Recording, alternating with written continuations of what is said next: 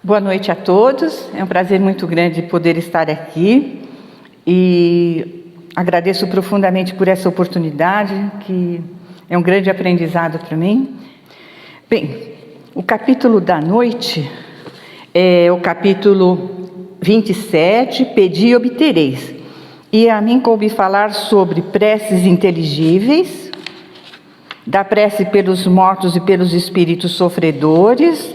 Depois vem instrução dos espíritos, que fala do modo de orar, e encerra com a aventura da prece por Santo Agostinho. Então, ele começa dizendo assim: se eu, pois, não entender o que significam as palavras, serei um bárbaro para aquele a quem falo. E o que fala, sê-lo-á para mim do mesmo modo. Porque se eu orar numa língua estrangeira, verdade é que meu espírito ora, mas o meu entendimento fica sem fruto. Mas, se louvares com espírito o que ocupa o lugar do simples povo, como dirá amém sobre a tua bênção, visto não entender ele o que tu dizes? Verdade é que tu dás bem as graças, mas o outro não é edificado. O que significa isso? Significa que quando nós vamos fazer uma prece, nós temos que ter o nosso pensamento e a nossa vontade bastante claros naquilo que nós vamos pedir ao Pai. Não adianta nada, e a prece ela tem que vir do coração, a prece é um sentimento, a prece é uma flecha de luz endereçada ao nosso Pai.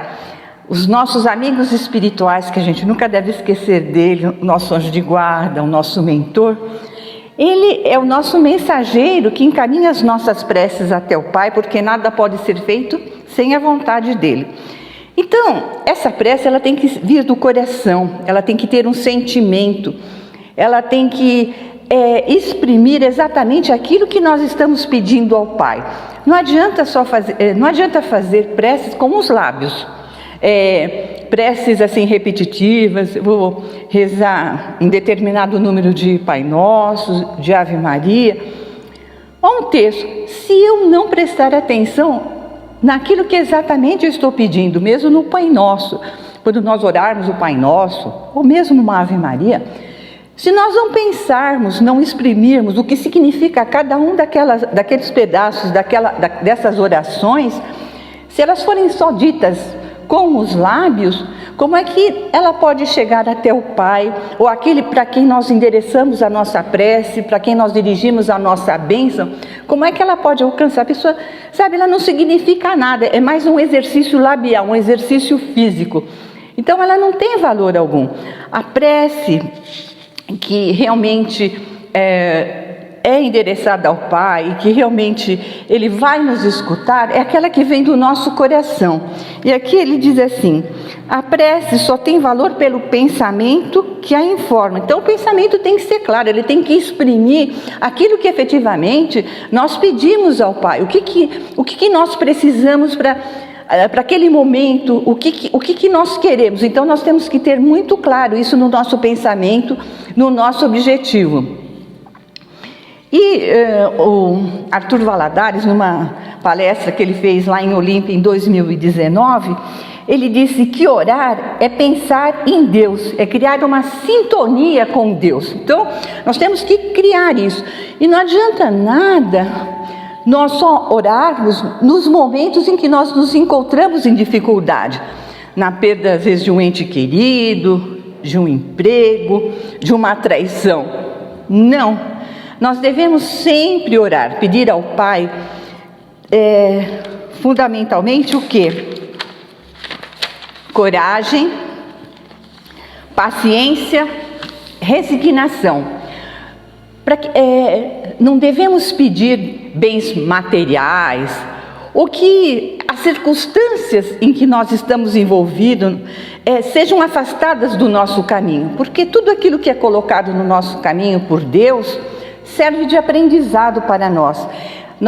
Nada é fora de propósito. Tudo que Deus nos envia é para o nosso, não é castigo, é para o nosso crescimento espiritual, é para a nossa evolução, é para nós corrigirmos os nossos equívocos passados. não é? Porque muitas vezes nós podemos ter errado por falta de conhecimento, por falta de entendimento, e através da reencarnação, Deus permite que a gente refaça todas essas lições, esses ensinamentos, que a gente possa reparar esses nossos equívocos. E a prece é o nosso elo de ligação com o Pai. Ela vai nos sustentar em todos os momentos da nossa vida.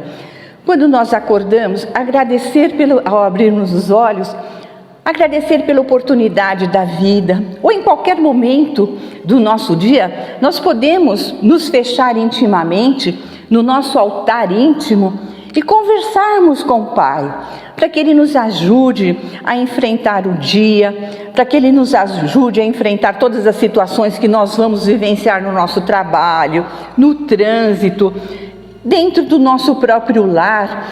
Então, quando a gente cria esse arcabouço de proteção que a prece nos dá, os problemas eles vão sendo resolvidos de uma maneira, e no próprio livro dos Espíritos, eles nos diz que nos são enviados tantas forças, os nossos bondosos amigos espirituais nos ajudam, que às vezes a gente pensa que tudo foi resolvido de forma natural, mas é que houve uma intervenção da espiritualidade a nosso favor.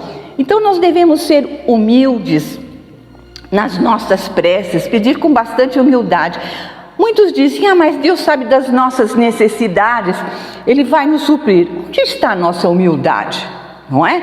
Nós temos que nos dirigir ao Criador, porque tudo é feito segundo a sua vontade. Nada é feito sem que o Pai permita, é tudo de acordo com a sua vontade.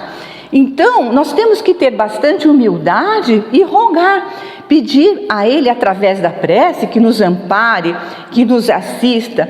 E nós vamos nos sentir melhores, e nós vamos criando em volta de nós um elo de luz. E se cada vez mais que nós vivenciarmos essa nossa prece, porque ela é a resposta da nossa fé, é através da prece que nós expressamos a nossa fé no Criador, na sua justiça, na sua bondade, no seu amor. Então nós vamos aceitando tudo aquilo que é colocado no nosso caminho para o nosso crescimento. E a gente vai formando assim uma proteção em volta de nós, que vai acabando nos protegendo. E quanto mais nós orarmos, mais essa proteção ela vai se estendendo. E às vezes até eu fico pensando assim, que se a gente permanecer nesse padrão vibratório elevado que a prece nos dá, a gente pode até se transformar em postes de luz. Então, aqueles irmãozinhos que queiram se aproximar de nós, que queiram nos prejudicar, ou que ainda não tem compreensão, não tem entendimento, eles são repelidos automaticamente, eles não conseguem se aproximar de nós. É que nem a proteção que a gente adquire quando faz o Evangelho no lar, essa constância do Evangelho, então vai adquirindo uma proteção, nós vamos nos protegendo e a gente vai vivenciando todas as nossas adversidades da melhor maneira possível, com alegria, mesmo diante, às vezes, da perda de um ente querido. A gente não pode esquecer que nós estamos aqui só de passagem, que nenhum sofrimento é eterno, e que um dia nós vamos nos encontrar com os nossos entes queridos, e se nós soubermos suportar todas essas dores, todos esses sofrimentos, nós vamos estar com eles. Agora, se nós nos revoltarmos, nos resignarmos, então a nossa prova, o nosso fardo assim vai ficar muito pesado. A gente vai afundando, vai olhando para o chão. Mas se nós olharmos para o céu, para a natureza, por tudo que Deus criou, para que a gente possa vivenciar todas as nossas provas, todos esses ensinamentos, nós vamos verificar que as bênçãos são muito maiores do que aquilo que nós temos que suportar. Então a prece é esse caminho, é através dela que nós vamos nos evoluir. E a prece também nos permite a reforma íntima, o autoconhecimento. À medida que nós vamos orando, até está aqui na própria pergunta 660A, ela fala assim: a prece, quando fala das pessoas que são egoístas, que rezam assim mesmo, são egoístas, mas acham que através da prece elas vão alcançar tudo aquilo que elas almejam. E não é assim. Nós temos que fazer a nossa reforma íntima. E a prece é esse caminho. É através dela que nós vamos conseguir aurir forças para tirar do nosso espírito as nossas mazelas, a erva daninha que está dentro de cada um de nós, porque nós estamos aqui em aprendizado, em evolução. Fala assim: a prece é para elas uma ocupação, um emprego do tempo, mas não um estudo de si mesmos. Quer dizer, a prece é um estudo para nós mesmos. E quanto mais nós vamos fazendo essa prece, mais a gente vai procurando. Mas espera um pouquinho só, eu vou trabalhar, eu preciso perdoar, mas eu tenho que perdoar verdadeiramente. Aí eu perdoo, mas não quero vê-lo na minha frente. Isso não é perdão. Eu vou perdoar, mas tomara que aconteça alguma coisa. Gente, não é nada disso. A gente tem cada sentimento que nós vamos trabalhar através da prece e através dessa sustentação junto ao Pai. É uma conquista nossa. É uma planta, é uma flor que nós plantamos no nosso espírito. Por exemplo, o perdão. Então, para a gente perdoar os nossos inimigos, que é muito difícil, mas a gente tem que lutar. Então nós vamos trabalhando, vamos plantando, é como uma plantinha dentro do nosso espírito. Nós vamos regando com a prece, vamos pedindo, mas Deus só vai nos conceder esses sentimentos de perdão das nossas próprias ofensas, mas se isso for verdadeiro dentro de nós, porque Ele sabe exatamente o que cada um sente dentro de si. Então, a plantação de cada sentimento, ela tem que ser verdadeira. A mesma coisa em relação à paciência. Eu tenho paciência, mas a menor adversidade no trânsito, eu levei uma fechada no trânsito, pronto, já sai um palavrão. Não pode. Que paciência você conquistou? Não conquistou paciência alguma. Você tem que frear e desejar aquele irmão que deu uma fechada, que bateu no seu carro, que Deus o ampare. É difícil, mas a gente tem que conquistar através da prece. Levou uma fechada e levou o pensamento ao Pai: Pai, me ajude a vencer mais essa, vamos dizer, essa diversidade. E aí tudo vai caminhando de uma maneira melhor. Então a gente vai conquistando o perdão, a paciência e assim todos os sentimentos que nós precisamos para que a gente possa evoluir. Deixa eu falar um pouquinho, uma coisa muito importante. Outro capítulo, o próximo item fala da prece pelos mortos e pelos espíritos sofredores. Então muitas pessoas acham assim, só porque a pessoa desencarnou, às vezes outras religiões, a pessoa desencarnou, ela não precisa de mais prece. Como não? Imagina, as nossas preces, elas vão amparar aquele espírito que desencarnou, vão trazer alento, vão trazer paz. Ele vai saber que ele não foi esquecido, que ele está no coração de todos nós, né? Quando a gente ora pelos nossos entes queridos, ou então por um criminoso, por um espírito. Puxa, mas como eu vou orar por um criminoso? Ele fez tanta coisa, mas quem somos nós para julgarmos? Onde está a misericórdia? Onde está a compaixão? O que nós fizemos no passado? É muito fácil julgar com a trave no olho. Nós temos que lembrar que é um irmão equivocado, né? Um irmão que precisa da nossa prece para que desde que ele se arrependa, a misericórdia do Pai se fará presente. Então as nossas preces vão poder ajudá-lo. Então ele vai vendo que puxa, eu sou um criminoso, mas eu estou recebendo preces. Então ele começa a refletir, ele vai começar a pensar e se arrepender. Assim que ele se arrepende, um espírito bondoso se aproxima dele e ele é amparado, ele é assistido. É o caso do André Luiz, ficou lá no nosso lar. Ele ficou 8 anos sofrendo, 8 anos e resignado, como um médico sanitarista. Eu, numa situação dessa, ele tinha muita revolta, muito inconformismo com aquela situação, muito orgulho enquanto encarnado, porque era uma pessoa especial. A sua mãe procurava ajudá-lo, mas ele não enxergava a sua mãe. Então ele ficou 8 anos ali, até que um dia, diante de tanto sofrimento, numa situação, num umbral, um lugar muito triste, muito frio, muito tenebroso, ele se pôs de joelhos e pediu ao Pai, mas a prece foi muito sincera, muito verdadeira. Naquele momento ele foi ajudado pela espiritualidade. Sua mãe estava ali, irmão Clarencio, e ele foi encaminhado. E nós temos várias preces nos livros do André Luiz, inclusive ele fala uma que logo no começo, no livro, que logo, deixa eu ver qual que é, acho que eu não me recordo, mas existem, no livro Libertação, também do André Luiz, onde uma mãe, ela luta muito para que seu filho Gregório, um espírito muito endurecido, um espírito assim que perpetrou muitas coisas ruins na espiritualidade, para que ele se arrependesse. Então ele, de tanta prece, de tanta oração dessa mãe, ela consegue que esse filho saia desse lugar terrível onde ele estava e fosse encaminhado. Então ela faz uma prece belíssima para esse filho, ela recupera esse filho, ela pega esse filho nos seus braços e o leva então para uma situação melhor, para que ele possa então passar pelas lições necessárias para poder corrigir todos esses equívocos. E no livro também Mundo Maior, do André Luiz, ele fala assim, que nós temos 3 estados da consciência. Nós temos a mais baixa, que nos liga assim bem para as coisas materiais, para as coisas bem mundanas.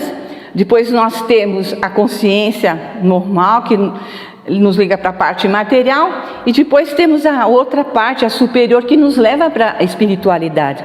Então, que a gente possa sempre estar com a nossa consciência ligado com a espiritualidade, para que a gente possa receber da espiritualidade todo o amparo, toda a assistência que nós precisamos. É um exercício, mas nós estamos aqui em aprendizado e nós não devemos desistir.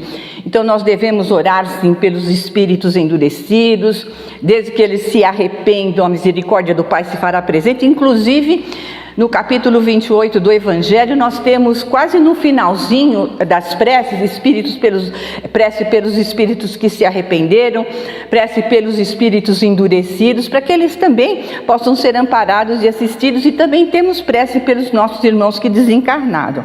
Então, todas as preces são abençoadas, todas são direcionadas, desde que sejam feitas com o coração.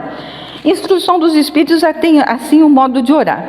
O modo de orar realmente é o sentimento, através do sentimento, é tudo aquilo que vem do nosso coração, com amor, com resignação.